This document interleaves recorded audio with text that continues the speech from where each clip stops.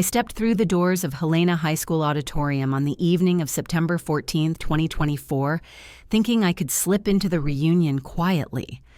I was wrong the moment Victoria spotted me from the stage. She was holding a microphone like it was an extension of her ego, and the instant her eyes locked on mine, she brightened with the cruel excitement of someone who had just found a new target. "Here comes the family clerk," she shouted across the room. "Avery, tell everyone how many papers you filed today." The entire auditorium laughed without hesitation. It was instant, sharp, loud, and careless. Heads turned. Whispering rose like static. A former classmate near the snack table snorted and said, "Does she even get paid? I heard clerks make $15 an hour." Another voice from a teacher I once respected floated through the air. I thought she dropped out, or maybe the army just needed warm bodies. I froze mid-step. I wanted to walk backward out the door, but my legs anchored themselves to the polished floor. Dozens of eyes dragged across me, measuring me, smiling at my humiliation. Victoria continued her performance on the stage, enjoying the attention as if she had been waiting 10 years for this moment. I kept my expression calm, but inside, something cracked hard. I could not correct them. I could not say I am a captain in the United States Army. I could not reveal a single piece of who I actually was. The weight of top-secret SEI clearance is silence. In this moment, it felt like a muzzle. To them, my silence confirmed their assumptions. A failure, a disappointment, a nobody. I lifted my chin, but the humiliation stabbed deeper when Victoria waved something above her head, a fake Army ID card she had clearly printed at home. "Look, people, this is her real job," she called out, laughing. My mother leaned toward a cluster of former neighbors and whispered loud enough for half the room to hear. "At least she is not homeless. The Army keeps her fed." The burn spread across my chest. It felt like my ribs were tightening. They never knew what I actually did, and they never cared enough to ask. I inhaled long and slow, letting the familiar discipline settle over me. The same discipline that got me through Ranger assessment, through intelligence school, through nights when missions hinged on split-second judgment. I looked directly at Victoria. She smiled triumphantly, thinking she had won. I raised my wrist slightly, pressing my thumb against the small black surface of my watch. Shadow protocol confirm location. The feedback vibration was subtle, almost nothing but across the auditorium near the double doors. One military police officer shifted his stance and gave a discreet nod, the kind of nod that would be invisible to anyone without years of training to recognize silent communication. Only I saw it. Only I understood it. And for the first time that night, the humiliation in my chest cooled into something colder, steadier, more dangerous. Victoria kept talking, filling the air with cheap cruelty. People around her laughed because cruelty is easy entertainment. She did not notice the auditorium doors push open against the quiet pressure of authority. 2 military police officers stepped inside in crisp uniforms, their posture straight and unmistakable. The laughter faltered as people turned. A hush rolled through the room like a slow wave as the MPs moved forward, parting the crowd without saying a word. Behind them, a tall man stepped into view. Silver stars glinted on his shoulders under the bright auditorium lights. A 2-star general. Major General Marcus Cole, my commanding officer. The man who trusted my judgment on intelligence that shaped entire operations. The room fell into complete silence. Even Victoria lowered the microphone, uncertain now. General Cole walked straight toward me, ignoring every confused face around him. He stopped in front of me, his presence filling the space with a gravity no one could misunderstand. "Captain Dalton," he said in a firm, even tone, "I need your classified field report now." Gasps broke across the room. Every head swung toward me. Captain Dalton, not clerk, not failure, not family embarrassment. Captain. My heartbeat steadied. The humiliation that had sat like a stone in my stomach evaporated in a single breath, replaced by the unmistakable shift of power, a shift so sharp even people with no understanding of the military felt it. I met General Cole's eyes and nodded. Yes, sir. The silence in that room was louder than the laughter had been. And for the first time that night, everyone finally saw me. I grew up in a house where the rules were written long before I understood them, a house where Victoria shined effortlessly, and I existed in the background as if my presence was something everyone tolerated rather than welcomed, and the years between 2010 and 2013 carved that hierarchy into stone. While Victoria floated through high school like a crowned princess, with every door held open for her by teachers and neighbors, and even relatives who lived several states away, I spent most afternoons scrubbing floors or washing dishes or folding laundry because someone had to do it, and somehow that someone was always me.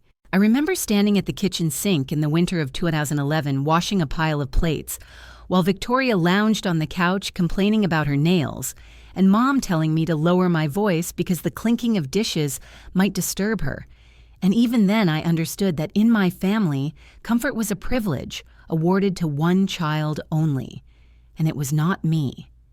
Teachers told my parents I was quiet and focused, but that praise never mattered because at home it was overshadowed by Victoria's constant performance as the golden child, the one who made the honor roll with certificates framed above the fireplace, while my achievements were placed in a drawer that no one opened.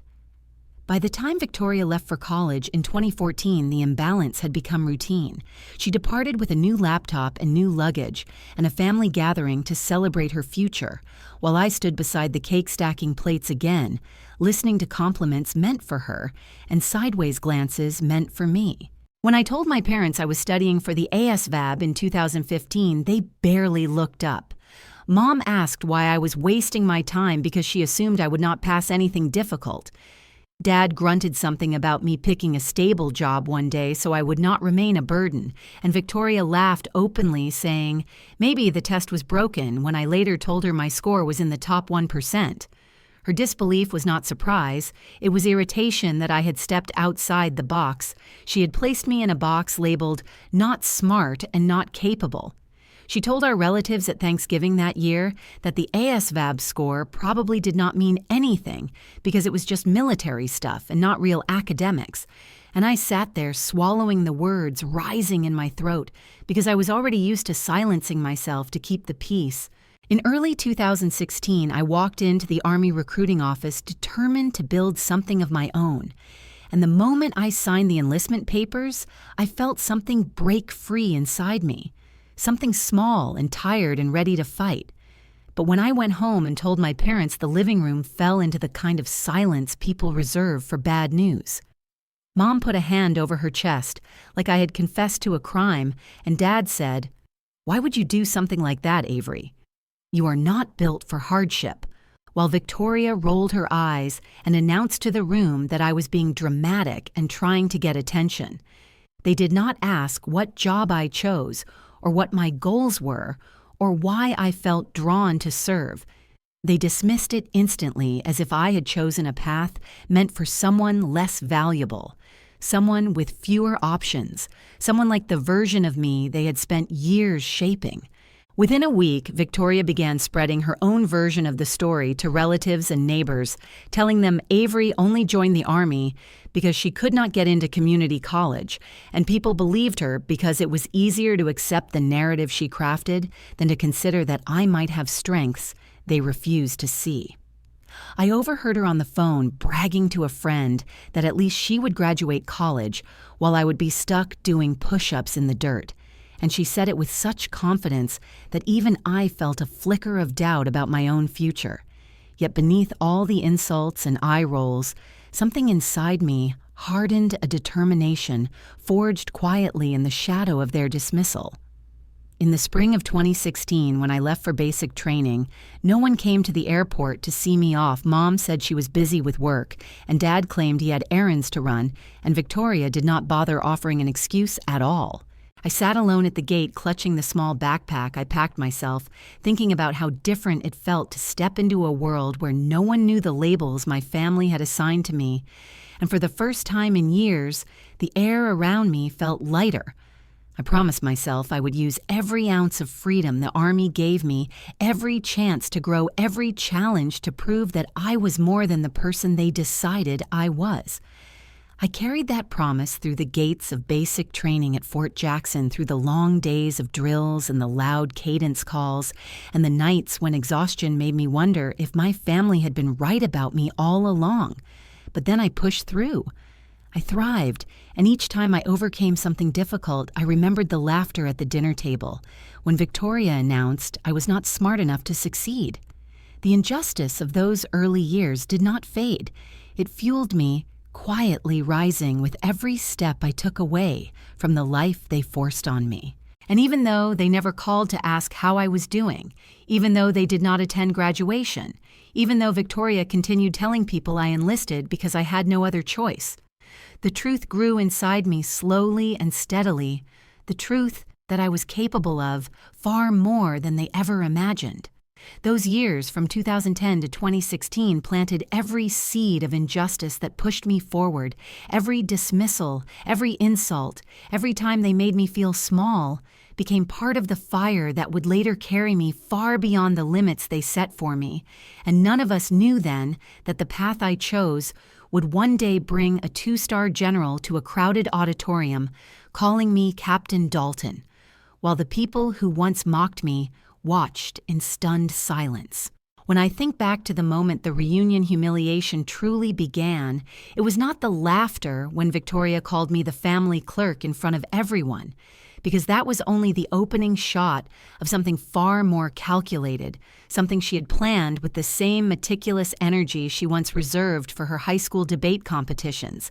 And as I walked deeper into the auditorium after General Cole's shocking entrance and exit, with the classified urgency that left everyone speechless, I felt every pair of eyes burning into me as if they were still searching for the version of Avery they believed existed, rather than the one who had just been addressed by a 2-star general.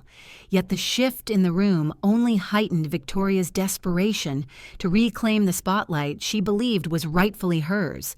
The auditorium smelled faintly of old stage curtains and polished wood, and the large projector screen behind the podium glowed with a slideshow that had been prepared with loving bias. Bright photos of former classmates smiling beside their job titles, their degrees, their companies, their new cars, their beach vacations. And each slide lingered long enough for the crowd to reaffirm the hierarchy they had built for themselves over the last 10 years, a silent competition of who had become more successful and worthy. Names appeared one by one with cheerful sound effects and short descriptions like senior marketing director or software engineer or pediatric nurse practitioner, and the audience clapped politely each time, even though the room had an undercurrent of judgment that was palpable to me, a current that grew stronger each time someone's accomplishment topped the last. Then I noticed something that did not surprise me but still tightened my throat. The slides were alphabetical, yet somehow skipped the letter D, entirely cycling smoothly from Carter to Evans, with no Dalton in between. And I stood still in the aisle watching as people murmured, some glancing at Victoria, because everyone knew she had organized the digital presentation. Victoria pretended to act surprised when a classmate asked why my name was missing, and she touched her chest with exaggerated innocence before turning toward the microphone again, saying, "Oh, sorry, we did not have anything to put for Avery," and the room laughed with a gentler mocking this time, a kind of humor that pretends not to be cruel, but lands sharp anyway. Someone near me whispered, "Well, what would they even list for her?" And another voice answered filing assistant or maybe cashier, and each remark layered itself over me like a slow tightening rope. I kept my posture steady because years in uniform had taught me that composure is its own kind of armor. Yet inside my chest, there was a familiar sting. Not because I believed any of their assumptions, but because it reminded me of all the years when my family had written my story without letting me speak. Victoria clicked to the next slide, showing herself surrounded by her co-workers at a firm in Seattle. Her title in bold font, her salary bracket very intentionally included, as if success were a trophy she needed everyone to validate, and the applause was noticeably louder, perhaps because she had set the tone for the night to revolve around her. When the slideshow ended, Victoria stepped forward again with the smile she wore whenever she believed she controlled the room, the kind of smile that had always made teachers dote on her, and neighbors compliment her, and relatives treat her as the embodiment of excellence. She raised the microphone and said brightly, "We are going to do a little game to loosen everyone up. It is called Who is Most Successful?" And she said it with a dramatic pause, like a game show host ready to unveil a prize.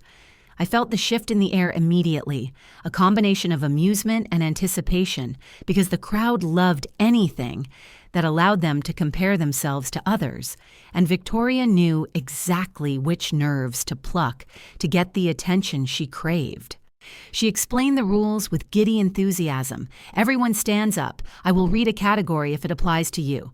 Stay standing, if not sit down. The last people standing win."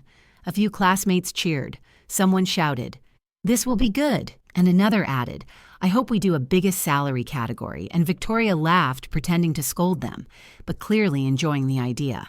The first category was anyone who has a college degree, and most people remained standing, including me, though Victoria shot me a pointed look because she assumed I would sit. The second category was people who work in management, and about half the room sat. Victoria looked proud as she remained standing among the top group.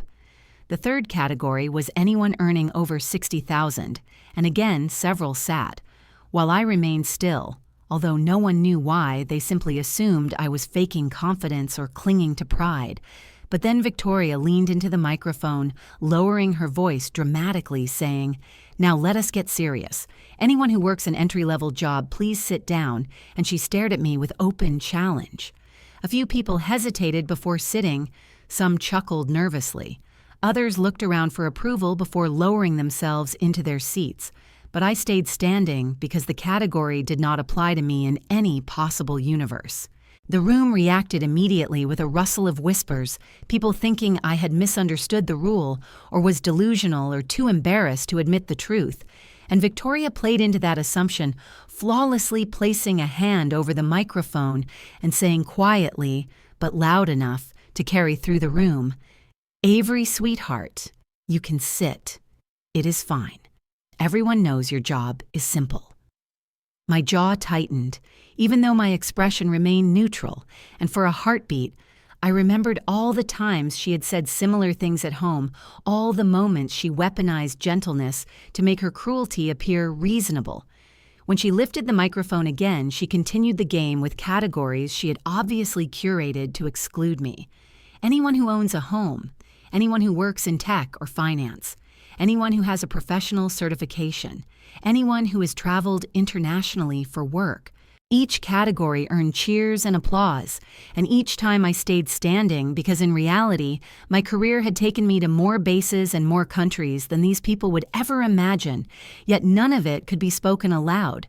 So to them, my refusal to sit appeared ridiculous. Then came the category she had been waiting for, the one meant to trigger the final wave of humiliation. Anyone who works in a field requiring specialized training, please remain standing. Victoria faced me directly, expecting me to sit, her smile wide and confident and rehearsed, and when I did not move, a ripple of disbelief went through the crowd. Someone muttered, "Why is she still up?" and another whispered, "Does she not understand the question?" And Victoria seized the moment, placing a hand on her hip as she asked the audience, "Should we help her out?" Laughter erupted again, and she turned back to me with the sweetest, most poisonous voice saying, "Avery, darling, clerical work does not count as specialized training." I did not sit, and my silence created a tension so sharp the air seemed to pulse. But before Victoria could amplify the ridicule further, the auditorium doors shifted again, and the hum of conversation stilled as the presence of authority prepared to step back into the room, drawing every eye away from her and toward the truth she had worked so hard to bury. When the echoes of the reunion humiliation still throbbed behind my ribs like a bruise I could not touch, the the memories that rose next were the ones I had spent years pushing down the years when my family tightened their grip the moment I enlisted, as if my decision to choose the Army over their expectations had been a personal insult carved into the walls of our home. And I remember the summer of 2016 with unnatural clarity, the way the Montana heat shimmered over the driveway the day before I left for basic training, and how my mother barely looked at me as she folded laundry, saying, "You are not built for this. Avery and your sister agrees, but you will figure it out when they send you home." And I tried to joke that people do in fact graduate basic training all the time, but the words felt flat because I could already sense the disappointment crawling behind her tone, as if she wanted me to return a failure just so she could be right. When I arrived at basic training later that week, the shock of discipline structure and relentless pressure hit me like a physical wall, yet as difficult as the obstacle courses and the early morning drills were nothing compared to the constant stream of messages my family sent between training blocks, because every Sunday when we were finally allowed a sliver of phone time, I would scroll through my missed calls and see anywhere from 5 to 9 from home, each one leaving a voicemail dripping with carefully constructed concern that sounded more like guilt-coated demands to quit and come back. My father would say things like, "You are wasting your youth. You should be here working a normal job and saving money," and my mother added, "You are not strong enough for that lifestyle, Avery. You should admit it before you get hurt." And each voicemail layered itself onto my chest until breathing felt heavier, but I refused to respond except with brief assurances that training was fine even when it felt brutal, because I had discovered something for the first time. I was good at pushing through, even when no one thought I could. By the time I graduated basic without being recycled even once, something only a portion of recruits could claim, I felt a spark of pride that I did not recognize at first because it had never been placed in my hands by my family before. And when I called home to tell them I had passed, my mother said flatly, "Really, you sure they did not let you slide because they felt bad for you?" And Victoria in the background laughed and said loudly, "Maybe basic was easier this year," which made the other recruits nearby turn to look at me as if trying to understand why my own family mocked one of the hardest accomplishments of my life. In 2017, when I moved to AIT and then on to my first assignment, the weekly calls from home did not stop, if anything. They intensified, taking on a tone that shifted between emotional blackmail and condescending lectures, with my father insisting that the Army would never promote someone like me because I was too soft and too quiet and too slow, while my mother said, "You know, your sister could help you get a job at her firm if you just admitted this whole soldier thing is not working." And I learned to let their voices drift in and out of my head like static.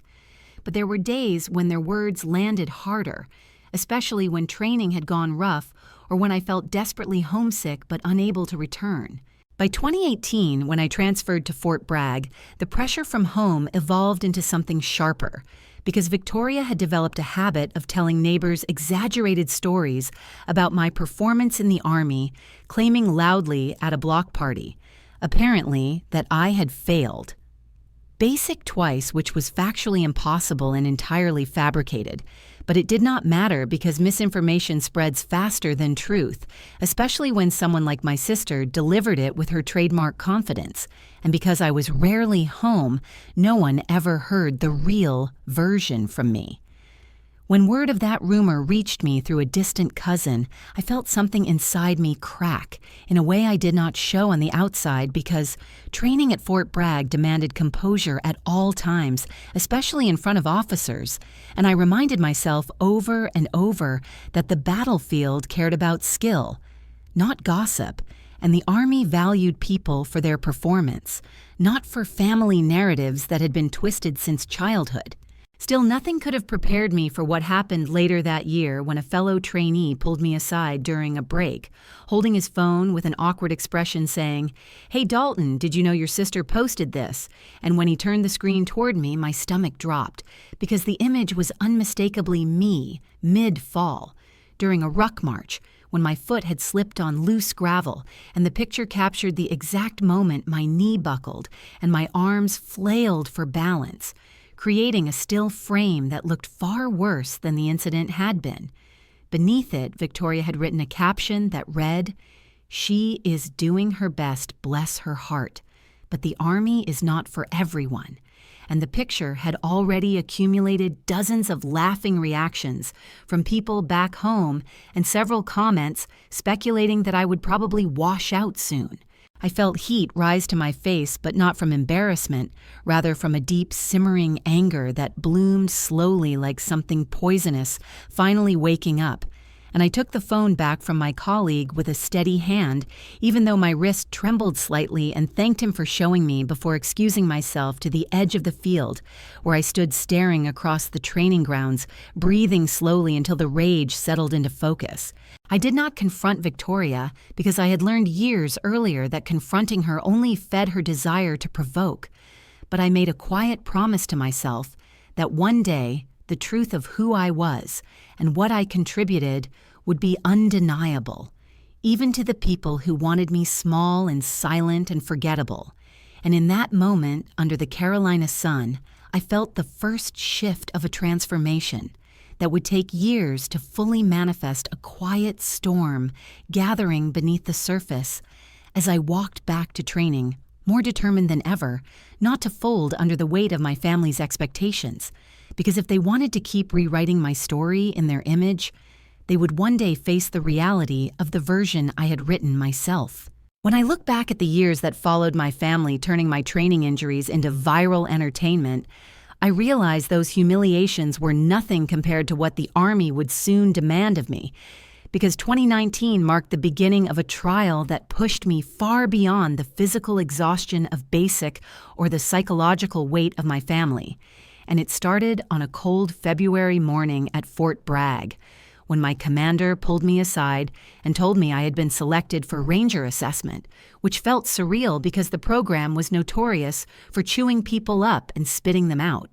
Yet something in me knew I had to try, since every doubt from my parents, every lie, Victoria spread. Every whispered comment that I was too weak had carved a quiet fire in me that I was finally ready to unleash. Ranger assessment was a different universe altogether, a place where the ground felt harder, the air thinner, and the pressure constant. And as one of the few women even attempting it, I carried two battles at once, the external one against miles of ruck, marches, obstacle courses, and grueling evaluations, and the internal one against the fear that failure would be used as confirmation by the people waiting at home to say, "I told you so." Days blurred into nights as we moved through exercises that tested not just strength, but endurance under sleep deprivation, where your thoughts slow and your muscles scream, but your body must keep moving. And despite everything, I found myself performing better than I ever expected, often finishing rucks in the top portion of my group, sometimes even beating some of the men who had laughed openly on day one when they saw me standing among them. Word spread quickly, and whispers followed me through chow lines and gear inspections. She is faster than she looks, or that one does not quit.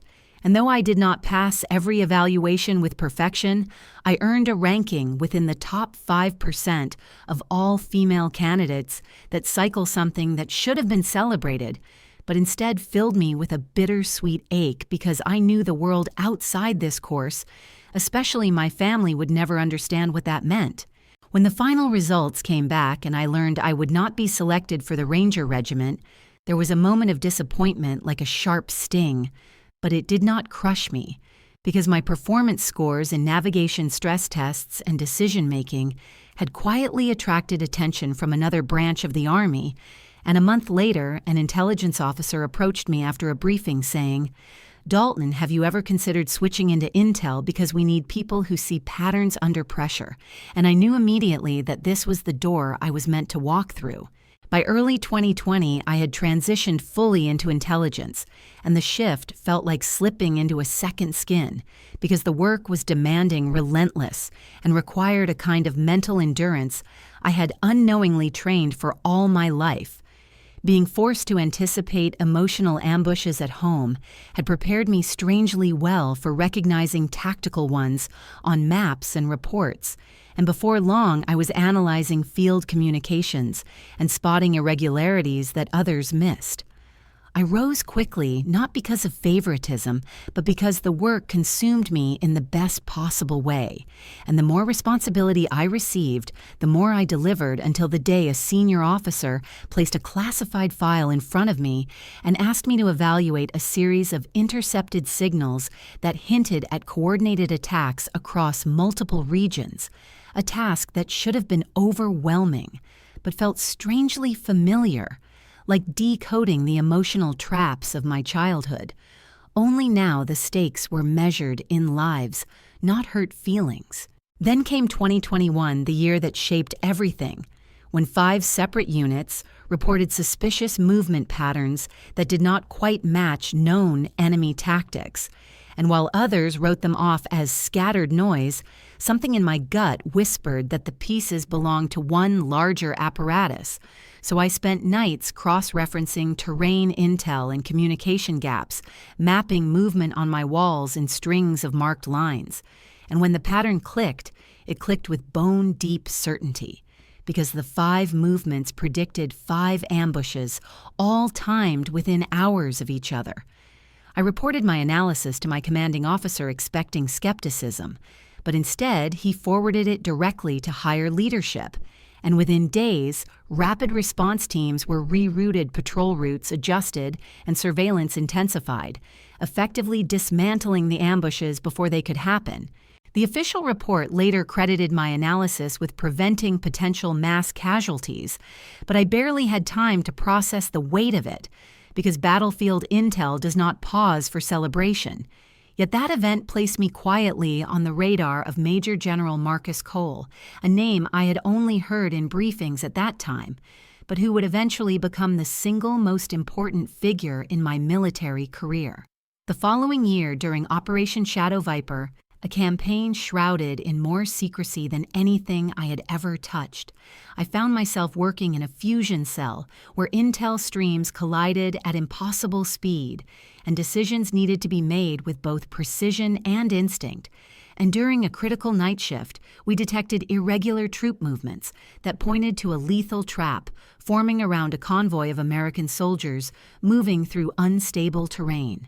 Communications were spotty, and the window to intervene was razor thin, but I trusted the data I had pieced together and insisted that the convoy be rerouted, even when another officer argued that my readings were too speculative and too risky.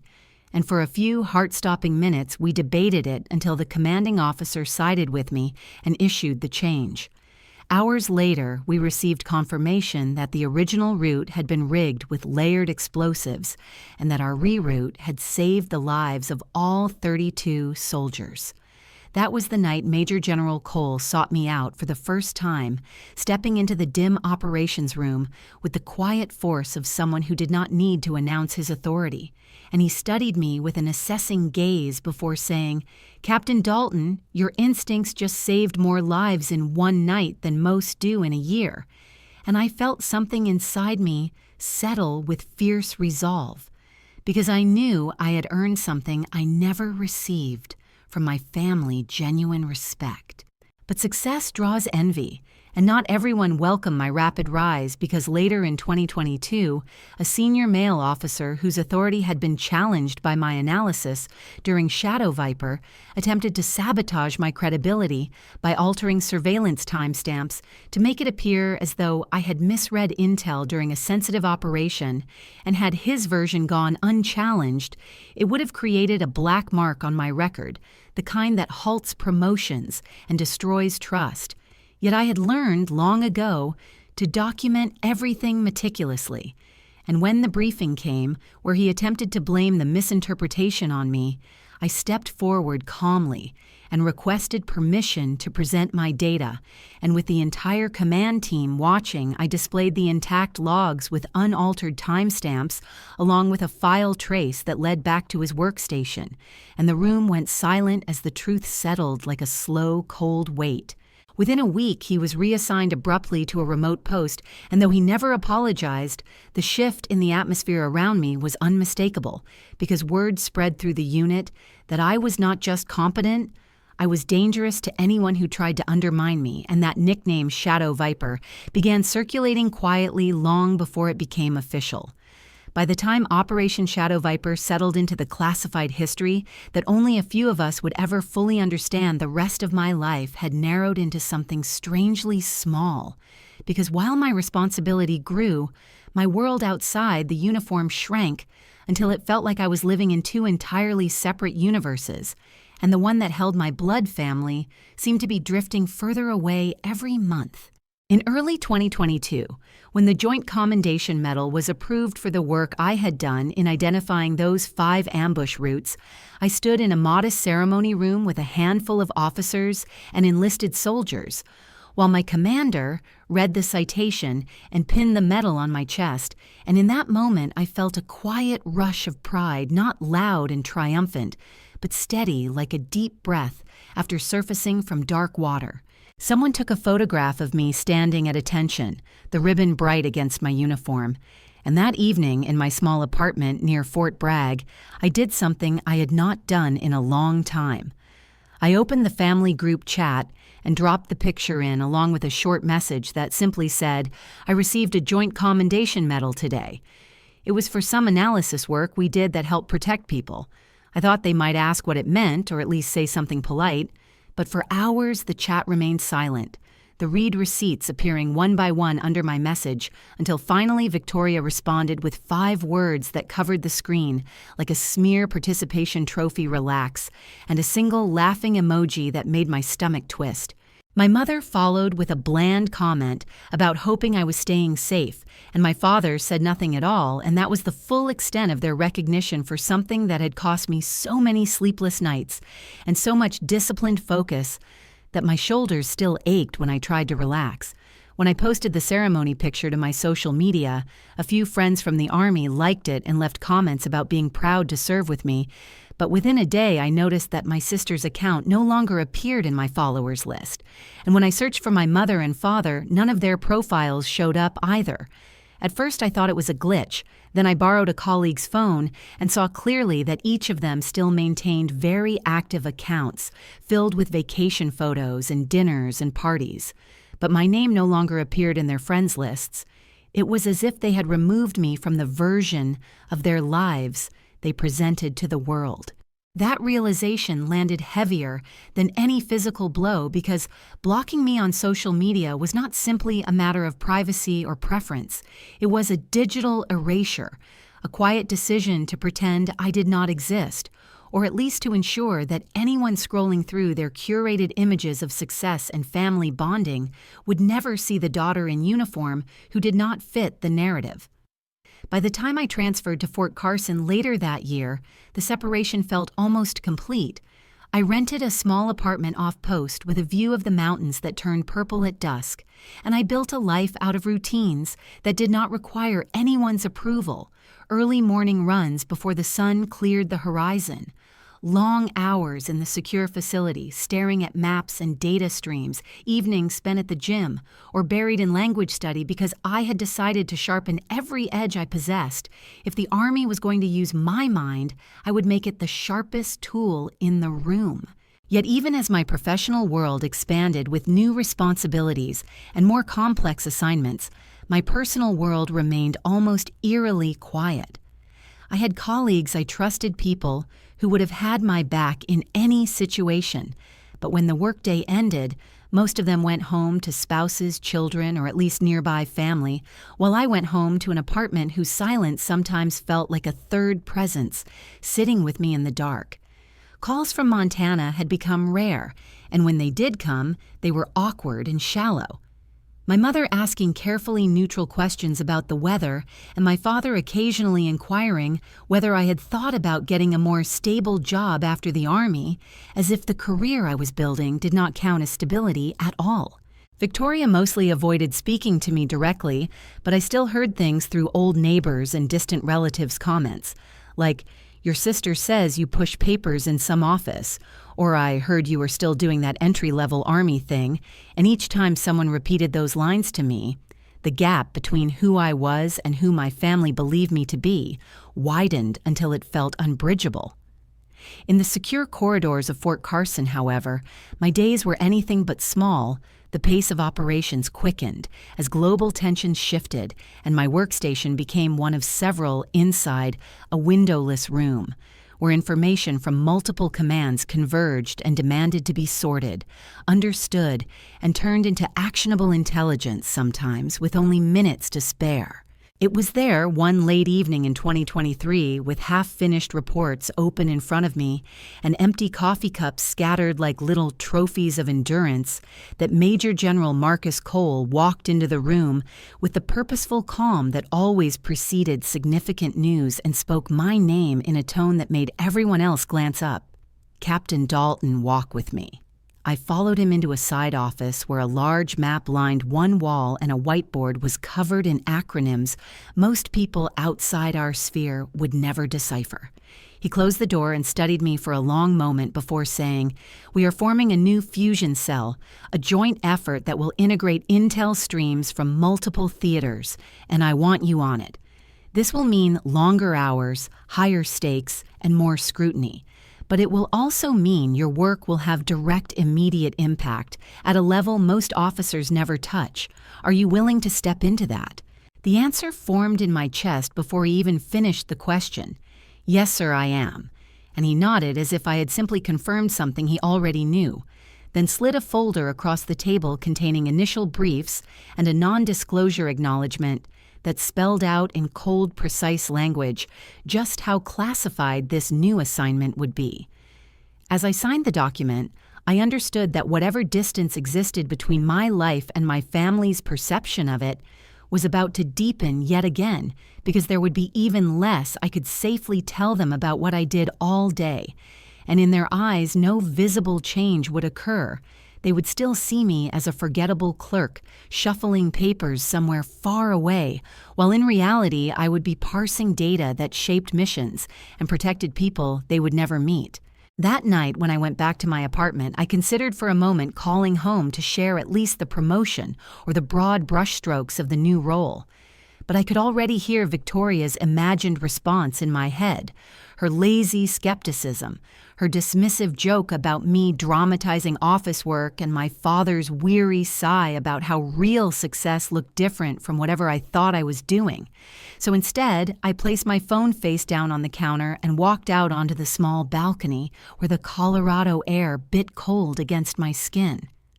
Below me, the lights of Colorado Springs glittered quietly, and in the distance I could see the faint outline of Fort Carson against the dark horizon, a reminder that while I might be alone socially, I was far from insignificant, and that the path I had chosen, no matter how invisible it seemed to my family, carried a weight and purpose far greater than their approval. I stood there for a long time, letting the wind cut through the lingering ache of their indifference. And by the time I went back inside, I had made another quiet promise to myself: if they wanted to look away from what I was becoming, that was their choice. But I would no longer bend myself into smaller shapes to win back their gaze. I would pour everything into the fusion cell and the work ahead, and one day, when the truth finally broke, through whatever story they told about me, it would be too undeniable for anyone to laugh off as a participation trophy again. By early September 2024, when the reunion date crept closer on the calendar, I found myself carrying a knot of unease that tightened with each passing day, because even though I had operated for years in high-stakes, rooms filled with classified chatter and life or death decisions, the idea of returning to my family home in Helena brought a different kind of dread, one shaped not by danger, but by old wounds that had never healed. And as I drove up the familiar street, lined with the same aging maple trees I had walked beneath as a teenager, I felt a pressure behind my ribs that made breathing strangely difficult. When I pulled into the driveway after the long trip from Colorado Springs, the house looked unchanged from the outside, tidy enough, but holding an aura of coldness that gave me a strange shiver, and I carried my small duffel to the front door, expecting at least a neutral greeting. Yet when I stepped inside, the air felt heavy, as if the walls had absorbed years of criticism and recycled it back into the room. My mother barely glanced up from her laptop at the kitchen table, offering a clipped, "You are early," and Victoria leaned against the counter, stirring iced coffee with a slow, deliberate motion that signaled she had been waiting to deliver whatever cutting remark she had rehearsed the moment she knew I was coming home. I tried to ignore the tension and walk down the hallway toward my old room, hoping for a brief moment of privacy before the emotional weight of being here settled in. But when I reached for the handle, the doorknob refused to turn the lock, clicking solidly under my hand, and a chill crawled across my skin, because the keyhole was new. The lock recently installed, and there was no possible reason for my childhood bedroom to be locked against me. When I turned around, Victoria stood halfway down the hall with a smirk so casual it burned. "Oh, that I forgot to mention we needed more space for my stuff," she said, twirling the keychain on her finger like a trophy. "We moved your things to the garage. Do not worry, they are still there somewhere." I walked past her toward the garage, feeling a strange numbness settle in, and when I flicked on the light, the sight that greeted me knocked the air from my lungs. Boxes half open, clothes thrown into piles, my framed certificate from the army bent at the corner, boots tossed beside paint cans, and one of my duffel bags split open with its contents spilling onto the concrete like trash. And the message was unmistakable. "You do not belong here. Not even enough to deserve a room with a door that opens." I knelt to gather my things, but my hands shook slightly, not from anger, but from something deeper, an old echo of childhood moments when my space had been invaded, my privacy taken without remorse, and I realized with a hollow clarity that nothing had changed. In all these years, their respect for me had always been conditional, fragile, and easily shattered. When I returned inside, Victoria held out a piece of paper with a list scrawled in her sharp handwriting and said, "Mom and Dad agreed these are the things you can help with while you are here. Since you are the lowest earner in the family, you should do something useful." The words landing like stones thrown with practiced cruelty. And I stared at the list, which included tasks like washing the cars, cleaning the bathrooms, sweeping the porch, scrubbing the guest towels, and reorganizing the pantry items so specific and demeaning it was clear she had crafted it to humiliate me, not to help anyone. My mother looked up from her laptop just long enough to say, "It is only fair your sister works very hard, and your father coming home to a clean house would be nice," before returning her gaze to the screen, as if the conversation were settled. And I felt something twist inside me, not shock, but a tired recognition that this was the dynamic they preferred. Victoria elevated, unquestioned, and me diminished, until I could barely recognize my own worth. I folded the paper slowly and placed it on the counter, saying nothing because silence had become my safest form of resistance. And I could feel Victoria watching me, waiting for a reaction she could mock. But I refused to give her that satisfaction. So instead, I walked onto the back porch where the late summer air was warm and heavy, carrying the scent of pine and distant smoke, and for a moment I let myself breathe deeply, trying to steady the trembling under my skin. From the porch, I could hear voices inside, muffled at first, then slowly sharpening into clarity as I stepped closer to the open window. Victoria's voice, rising in a whisper, meant to be heard by anyone passing by. "I will make sure she never earns respect in this family," she said with a casual certainty that sliced through me, and my mother responded with a sighing murmur. "I just want her to be realistic. She is not meant for high-achieving roles anyway." And then laughter followed, soft and knowing, the kind shared between people who believe they are unquestionably right. The words hit harder than anything that had come before, because they were not just insults. They were declarations of intent, a promise to undermine me forever, a vow to keep me small and insignificant in the story they told about our family. And for the first time in years, I felt the sharp sting of something dangerously close to despair. Not because their opinion truly defined me anymore, but because some part of me had still hoped that returning home might offer even a flicker of acceptance.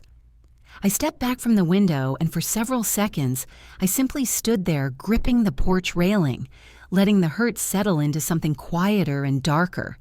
A deep, silent ache that had been building over years of dismissal and belittlement, and in that moment I understood with bone-deep clarity that there was nothing left to salvage here, because they would never let me become anything other than the version of me they had decided was acceptable, a version I had outgrown long ago. The breaking point was not a shout or a confrontation, but a quiet internal snap, a realization that whatever love I had once tried to earn from them had been conditional from the start, contingent on me staying small, obedient, and unimpressive. And as I stood there, staring at the yard that once felt endless and full of possibility, I felt the weight of my past settle behind me like a door closing for the last time. I walked back inside with a calmness that felt almost unnatural, and Victoria turned toward me with that same taunting smirk, ready to continue the game she believed she controlled. But for the first time, I saw her clearly, not as the powerful son around which the family revolved, but as a frightened person, desperate to keep me beneath her so she would never have to confront her own insecurities and failures. And with that realization, something inside me untangled, releasing me from years of emotional knots.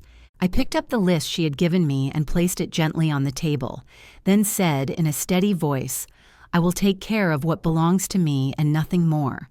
And when Victoria opened her mouth to retort, I simply walked past her, refusing to let her voice follow me. In that moment, the silence I carried was not surrender.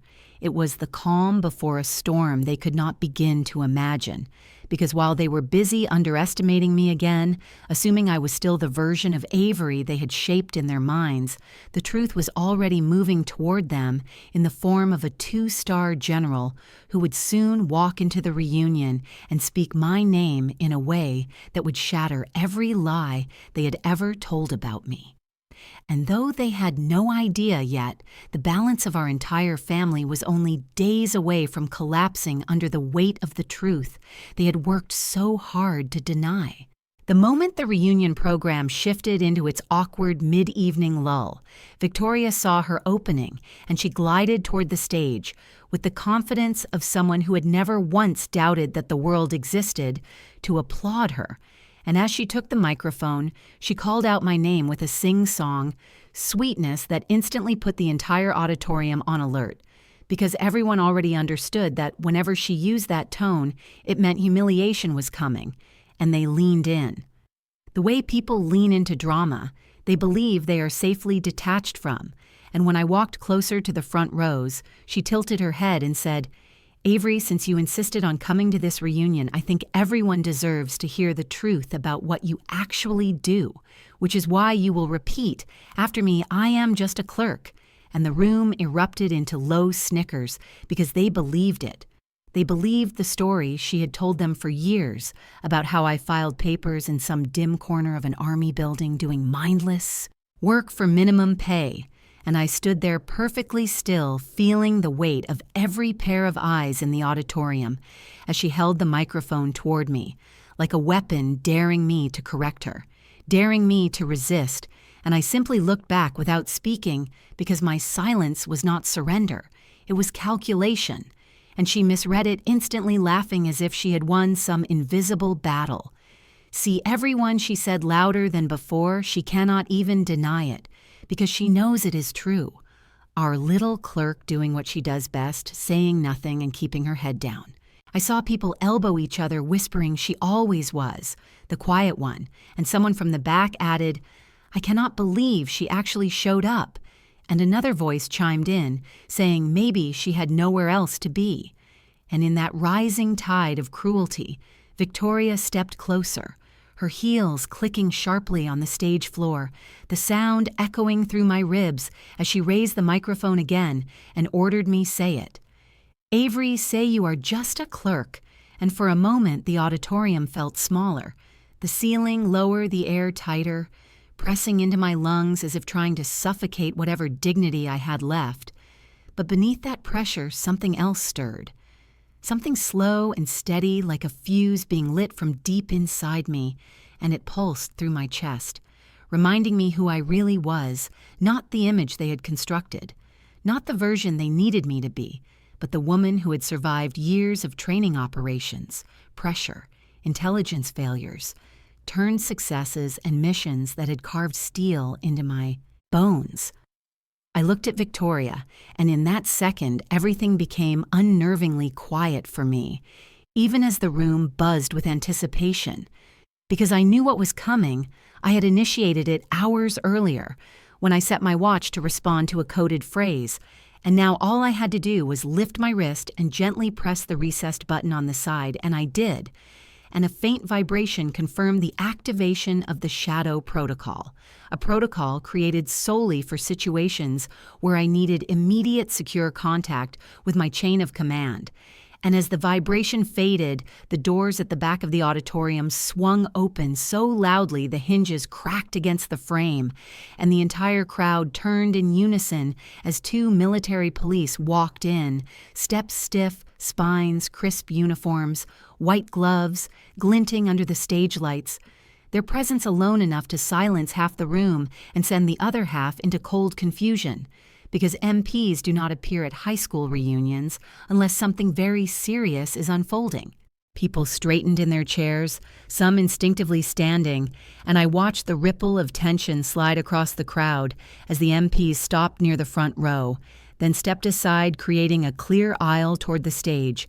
And that was when he entered Major General Marcus Cole, two-star commander of the Regional Intelligence Directorate, and the man whose signature initiated operations that shaped entire theaters of conflict, and he walked with a calm authority that made the air itself sharpen around him. And for a split second, Victoria froze on stage, her lip gloss catching the light as her smirk collapsed into a confused gape, because she was standing just feet from a military figure whose presence demanded respect so instinctively that even people who had never served felt compelled to straighten. General Cole did not look at her. He did not even acknowledge the stage decorations or the banner announcing Helena High School 10-year reunion. He looked only at me, tracking me with a precision that made everyone around me shift back as if they were witnessing something they were not meant to witness, and then in a steady, commanding voice that carried across every corner of the auditorium, he said, "Captain Dalton, Shadow Viper. Protocols, your classified report now." And the room exploded into whispered chaos as dozens of people whispered, "Captain, did he say Captain and Shadow Viper? What is that? And did he just call Avery by rank?" And my classmates stared at me with dawning horror as the image they had clung to for years cracked straight down the middle, revealing a truth so massive they could not process it, because if a major general addressed me with that level of gravity, then everything Victoria had said was not only wrong, but embarrassingly and publicly false. Victoria took a shaky step back, still holding the microphone, but her arm had dropped limp at her side, and her voice cracked when she tried to speak, but only a thin sound escaped, and General Cole continued walking toward me until he was close enough that I could see the seriousness behind his calm expression, and he reached into the case. One of the MPs carried and withdrew the same Joint Commendation Medal my family had dismissed as a meaningless trinket, and without looking away from me, he said, "You did not get the chance to receive this properly, Captain. So I will do it now," and he pinned the medal to my blazer. The gesture crisp, deliberate, and full of the weight of recognition and accomplishment that my own blood had refused to give me. A woman in the second row gasped. A man whispered, "That medal is no joke," and someone else breathlessly added, "She must be doing real classified work," and the energy in the auditorium flipped so violently I could practically feel the air push outward as the humiliation Victoria had crafted twisted back onto her like a snapped cord, and I saw her stumble as if the force of the moment physically knocked her off balance, her carefully styled confidence crumbling into a raw, exposed panic that she could no longer hide. General Cole turned to the stunned room and said, "Captain Dalton is one of the most capable intelligence officers I have ever worked with. Her analysis has saved lives and shaped missions none of you will ever hear about." And his voice grew firmer when he added, "And anyone who doubts her value misunderstands what strength looks like." And the silence that followed was not empty. It was full of collapsing assumptions and shattered narratives. And I watched classmates who once mocked me shrink into their seats, ashamed to meet my eyes, and teachers blink rapidly as if reevaluating every memory they had of me. And in that moment, the years of belittlement from my own family fell away, leaving only the undeniable reality of who I had become and who they had tried so hard to pretend I was not. General Cole faced me again and said quietly but clearly, "You are needed, Captain." And I nodded because this was my world, my work, my purpose. And as I stepped away from the stunned crowd, Victoria finally broke into motion, rushing toward me with trembling hands, reaching out as if she could undo everything with a touch. But I stepped aside, letting her grasp at air because the truth had already rewritten itself in every mind in that auditorium. And there was no path back to the version of reality she had tried to force onto me. The auditorium hung in a stunned silence after General Cole pinned the Joint Commendation Medal to my blazer, the metallic weight settling over my heart with a gravity that felt heavier than any rucksack I had ever carried, because in that moment, the truth of who I was finally stood unshielded in front of people who had dismissed me my entire life, and no one knew what to do with the reality they had just witnessed. And for a long breath, nothing moved until an elderly veteran, seated near the back, slowly pushed himself up from his chair, bracing lightly on a cane as he straightened his spine with deliberate dignity, then raised his hand to salute me with a crispness that did not belong to his age, and the sight of him standing alone in the quiet created a ripple through the room that I could feel in my bones. One by one, more people rose from their seats, some hesitantly, some with reverence, until entire rows stood shoulder to shoulder.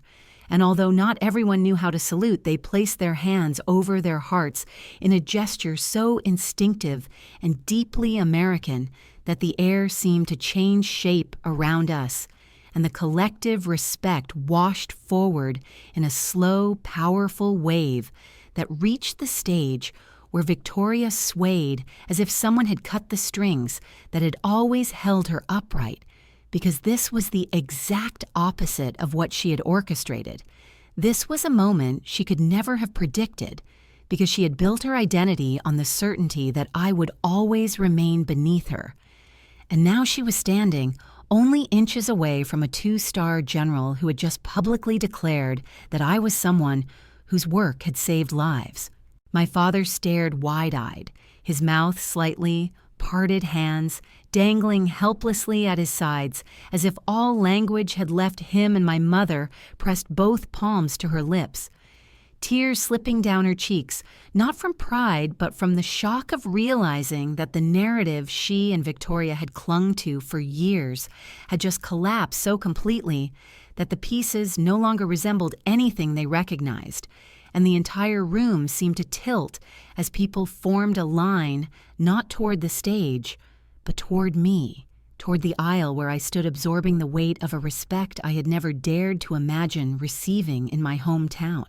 They approached slowly, veterans first, then former classmates, then people who barely remembered me from high school, each offering a handshake or a quiet, "Thank you for your service," and some whispered, "I had no idea," which carried a strange mix of apology and awe. And I could feel the tectonic plates of my past shifting as decades of dismissal fractured under the simple, undeniable truth that stood in front of them now. Not as a clerk, not as the underestimated younger sibling, but as a captain who held intelligence responsibilities far beyond anything these people could comprehend. Victoria stumbled down the steps, her face drained of color.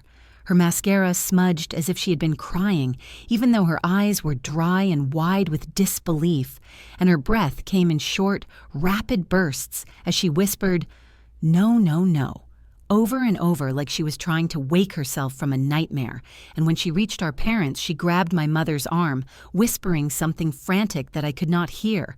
But my mother pulled away as if the touch burned her, because whatever comfort Victoria sought, she would not find here, not tonight. General Cole waited for the line of civilians to pass, giving gracious nods whenever someone hesitated under his presence. Then, when the room had quieted again, he gestured to an aide who stepped forward, carrying a sealed envelope with the embossed emblem of the Department of Defense, and the aide approached me with a formality usually reserved for briefings inside secured facilities and said, "Captain Dalton, this letter is for you from the Office of Strategic Integration." And every head in the room snapped toward us as if the words themselves carried voltage, and I opened the envelope with steady hands, revealing a formal invitation printed on heavy cream stock. The letter read, "You are hereby invited to deliver a keynote analysis at the Pentagon Strategic Summit 2024 addressing intelligence coordination and frontline risk mitigation." And as I read the lines, my breath stilled, because being asked to present at that summit was not a casual honor. It was a recognition granted only to officers whose insight had shaped operations at the highest levels, and I felt the magnitude of it settle inside me like a second heartbeat as applause began to rise around me, first small, then growing louder as people understood, even if only vaguely, that this was something rare, something extraordinary, and something that directly contradicted every lie my family had ever told about me. My father took a shaky step forward, trying to speak, but no words emerged, and his eyes flicked between me, the medal, and the letter, as if his mind were trying to rebuild reality around facts it had never considered possible. And my mother reached out as if to touch my arm, but stopped halfway, her hand hovering in the air, uncertain and trembling, because for the first time, she seemed to understand that the daughter she had dismissed had become someone she could no longer categorize or control, and she did not know how to bridge that gap. Victoria, however, looked like she was unraveling before our eyes, her shoulders shaking, not from tears, but from the shock of losing the power she had wielded for so long, and she stared at me as if trying to identify a stranger, someone she had never met, someone who did not fit into the neat, humiliating box she had built for me. And when our eyes met, she looked away instantly, because seeing me fully was too painful for her to bear. General Cole placed a steady hand on my shoulder and said quietly but clearly, "You earned every bit of this, Captain, and do not let anyone diminish that, not ever." And the room absorbed his words, like scripture, because coming from a 2-star general, it was not just praise, it was a declaration that had the force of legitimacy behind it. And as I stood there, metal gleaming under the lights, an invitation in hand, the last remnants of the shame my family had instilled in me began to dissolve, replaced by a clarity so sharp it felt like the first real breath I had taken in years. The line of people wanting to shake my hand grew again, stretching toward the back of the auditorium, as if the entire town needed to rewrite their memories of who I was. And even though the sudden attention was overwhelming, it was also strangely healing, because these gestures were not rooted in expectation or obligation. They were acknowledgments of truth and effort and sacrifice that no one in my family had ever valued. At one point, a former teacher approached me, her voice thin with remorse, and said, "Avery, I was wrong about you. I should have seen how hard you were trying." And I thanked her even though the apology was years late, because tonight was not about bitterness. It was about the unraveling of lies and the emergence of truth. And as the evening unfolded in a blur of handshakes and astonished whispers, I felt the old version of myself finally slipping away, as if the shadows of my past were losing their grip. When the crowd began to thin and the lights dimmed slightly, Victoria sank into a front row chair, staring blankly at the stage, where she had tried to humiliate me earlier, and I saw her grip the edge of the seat with white-knuckled desperation, as if she was trying to hold on to something that was already gone. But the hierarchy she relied on had flipped beyond recovery, and the room no longer orbited around her because everyone had seen the truth with their own eyes, and there was no returning to the lie she had built. And in that silent collapse of her confidence, the entire balance of our family shifted, leaving her without the audience she once commanded. And for the first time in my life, I felt no need to comfort her, because the consequences she faced were born from choices she had made deliberately and repeatedly. As the final groups began to leave the auditorium, one of the Pentagon aides approached again to confirm my attendance. And as I nodded, I felt a sense of momentum rising around me, as if the world was expanding in ways I had not allowed myself to imagine. And when I turned to see my parents frozen in uncertainty while the last of the guests walked up to salute me, I recognized that this was the true beginning of their reckoning. The moment where my identity no longer depended on their acknowledgement, and the moment where they finally understood that the daughter they undervalued had become someone they were now forced to confront with respect they had never given before. By the morning after the reunion, when the shock had settled into the bones of the entire town, and the video of General Cole calling me Captain Dalton had already begun circulating online through the phones of classmates who could not resist broadcasting the moment that rewrote every story they had ever heard about me, I woke to a string of messages so frantic they blurred together, and as I scrolled through them, I realized with a strange, detached calm that the family who had spent years refusing to acknowledge my accomplishments was now scrambling to reach me, as if the sudden collapse of their narrative had left them gasping for air and looking for the nearest lifeline. Victoria was the first to arrive at the rented cabin where I had stayed the night, and she knocked with such desperate urgency that for a moment I wondered if something serious had happened. But when I opened the door, her expression told the true story. She was pale with puffy eyes from the sleepless night, and she stepped inside without waiting for an invitation, clutching her phone so tightly the veins in her hand stood out as she said, "Avery, please. I really need to talk to you." And her tone was nothing like the triumphant cruelty she wielded at the reunion. It was stripped bare, trembling with the fear of someone who had just watched her world collapse in front of an audience. She took a shaky breath, then forced a brittle smile as if she still believed charm might fix the crater she had created, and said, "I lost my job this morning. My boss saw the video, and apparently someone on staff shared it around the office, and he said it shows poor judgment and reflects badly on the company image. Can you believe that, Avery? It was just a joke. You know how I am." And she tried to laugh, but the sound cracked in half before it could fully form. Then she leaned closer, lowering her voice as though trying to re-establish the old dynamic where she held the power in the conversation, and said, "I know you have connections at the base. Maybe you could put in a word. Get me something administrative, nothing big, just enough, so I do not look like a failure right now." And she smiled the same condescending smile she had used on me my entire life. But this time, it flickered with panic, because she could see I was not bending under it. I stood there for a long moment, letting the weight of her request settle between us, and in that space I saw every memory of her belittling me, dismissing me, spreading lies about me, and I felt a strange stillness wash through me, not anger, not satisfaction, but clarity.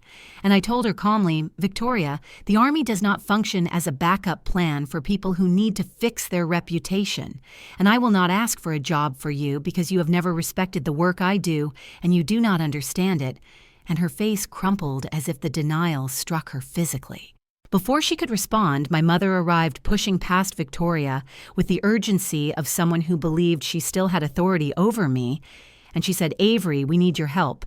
Your father and I are behind on mortgage payments, and the interest has increased, and there are bills that have not been paid because the joint account has been unstable, and maybe you could just cover the next few months until we get back on our feet." And I felt the familiar ache of their expectation, press against my ribs because they had never hesitated to take from me, even when they insisted I had nothing. She continued rapidly, not giving me space to interrupt. The house is still in your name from years ago when we needed to refinance, and your credit was better, and that joint account is how we manage the payments. And we noticed your contributions were disrupted last week, so if you could restore the auto transfer, that would really help. And the words auto transfer made something cold settle inside me, because it confirmed what I had discovered late last night when I reviewed my annual DFAS and bank statements that the joint account created when I was 18 had been quietly siphoning $300 a month from my pay for years under the guise of shared expenses. But my parents had never mentioned it, not once, and when I had seen the old routing number still attached to my profile, I finally understood how deep the financial manipulation had gone. I looked at her and said evenly, I ended the automatic withdrawals and removed all joint access. The account is now under my name alone, and my mother blinked as if she had not understood the words, then stepped closer. Her voice rising, Avery, you cannot do that. We need that money you owe us after everything we have done for you. And I held her gaze for the first time without flinching and said, I do not owe you anything, especially not money you took without asking. And her mouth opened and closed like a stunned fish because there was no argument left that could disguise what they had done. My father joined her. A moment later, his expression strained as he said, Avery, this is not the time to be stubborn. Your achievements last night were incredible, but you must understand the importance of family reputation. This is a moment where you can help elevate us by letting people know that we raised someone successful. Maybe you could invite us to the Pentagon event. Imagine how proud people would be to see us there, and the request hung in the air like a sour odor, because it revealed so clearly that to him my worth had relevance only when it could be leveraged for his image. I felt something inside me fold shut like a door latching securely, and I said quietly, Dad, the Pentagon event is not a family photo opportunity. It is work, and you are not entitled to stand beside me in rooms you never believed I deserved to enter. And the silence that followed was sharp enough to cut through the air as he stared at me with a mixture of disbelief and dawning fear, because for the first time I was drawing boundaries that did not bend under his expectations. Victoria stepped forward again, her voice rising in desperation, then drifting into anger. Avery, you cannot just abandon us. We are your family, and we need you right now. And it was the same tone she used when she believed she could guilt me into compliance. But this time, it only revealed how terrified she was of losing access to the version of me she could manipulate. And she added through clenched teeth, if that video had not gone viral, none of this would be happening. But you can fix it. Avery, just fix it. And the full absurdity of her demand hit me with a cold clarity, because she wanted me to undo the consequences of her own cruelty, not out of remorse, but out of fear. I looked at all three of them standing there as a unit bound by entitlement and denial. And I said in a steady voice that did not shake, I have spent my entire life trying to earn respect from this family, and last night proved that respect was never yours to give, because you never valued who I am, only who I could be useful to you. And now that you finally see me, you still want something from me, not understanding that the door you kept closing on me is the same door I am choosing to close now. My mother reached for me again, but I stepped back and she froze, and in that moment I could see the truth settling into them like a slow sinking stone. The truth that their influence over my life was ending. And as they stood there struggling to comprehend that the daughter they had minimized for years was no longer waiting for their approval, I felt a calm rise in me, not triumphant, not bitter, simply final. I walked past them toward the door and said, I hope someday you understand why this happened, but today is not that day. And as I stepped outside, leaving them in stunned silence, my phone vibrated with a notification from JAG confirming that the joint account transfer had been legally severed and secured under my name alone. And with that single message, a decade of silent financial exploitation finally ended, and the air felt clearer than it had in years. Leaving the cabin that morning felt like emerging from a storm that had raged for more than a decade, and as I walked toward the black government vehicle waiting at the edge of the gravel drive with 2 military police standing at attention beside it, I felt a strange lightness in my chest, a sensation I almost did not recognize because for so many years my life had been defined by tension, expectation, and quiet hurt. But now there was only the steady hum of resolution as I stepped toward a future I had built entirely on my own strength. And when I pulled open the door, General Cole was already inside, reviewing documents on a tablet, his uniform immaculate as always, and he looked up with a faint smile that softened the hard lines of his face, then said, "Proud of you, Viper," in a tone that carried both warmth and command, and hearing those words from a man whose respect I had earned through relentless effort felt like a final confirmation that the past could no longer reach me. The MPs closed the doors and the vehicle began rolling down the old mountain road, leading away from Helena. And as the trees slid past in blurred streaks of green and gold, I let myself breathe in the quiet, steady rhythm that had carried me through some of the most challenging moments of my career. And even now, after a night of confrontation and unraveling, I felt grounded, as if something inside me had finally settled into place. General Cole glanced at me, then nodded toward the envelope resting on my lap and said, "You know, the summit presentation will require preparation at a level that demands your full attention." And I nodded because I understood the gravity of that invitation. It was not symbolic. It was not ceremonial. It was a stepping stone into the upper echelons of intelligence work, a place where only a fraction of officers ever set foot. The miles slipped by as Helena faded behind us and the landscape opened into the vast stretch of Montana plains beneath a sky so wide it seemed to swallow every hurt that had ever weighed on me. And I let the silence fill the space between us, content to simply exist without expectation or scrutiny. And for the first time since childhood, the quiet felt peaceful, not threatening, not judgmental, simply calm. When we reached the small regional airfield, the MPs escorted us directly to the aircraft, a modest military transport with its engines already spinning, and I felt a spark of anticipation flutter in my chest, because leaving Montana did not feel like escape. It felt like closure, a chapter completed with nothing left unfinished, and as I climbed the ramp, the cool interior air washed over me, carrying the faint scent of oil metal and the familiar sterile smell of military equipment. We took our seats, and once the aircraft lifted into the sky, Helena shrinking into a patchwork of rooftops and streets, I leaned back watching the clouds drift beneath us and let my thoughts drift toward Fort Carson, the place that had become my refuge, the base that had witnessed my growth from an uncertain young specialist into a capable intelligence officer, trusted by a 2-star general.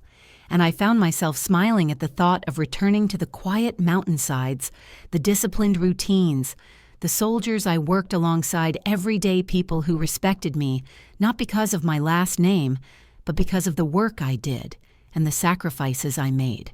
When we landed hours later and drove through the familiar gates of Fort Carson with the Rockies rising like ancient guardians behind the base, the morning sun had begun stretching long beams of gold across the snow-capped peaks, and the air held the crisp bite of early autumn, and something in me softened at the sight, because this landscape had been my anchor through every storm, and now it felt like a home that finally fit the person I had become.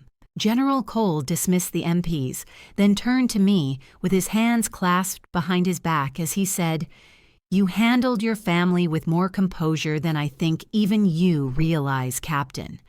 And while the world may only see the triumph of last night, I know the years of quiet strength it took to reach that moment, and you should be proud of what you walked away from as much as what you stepped into."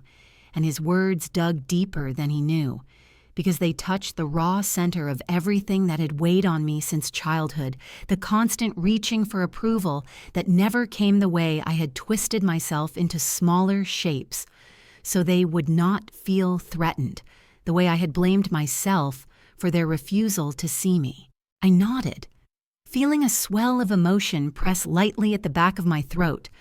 But it was not sadness. It was something gentler. And I said quietly, "Thank you, sir."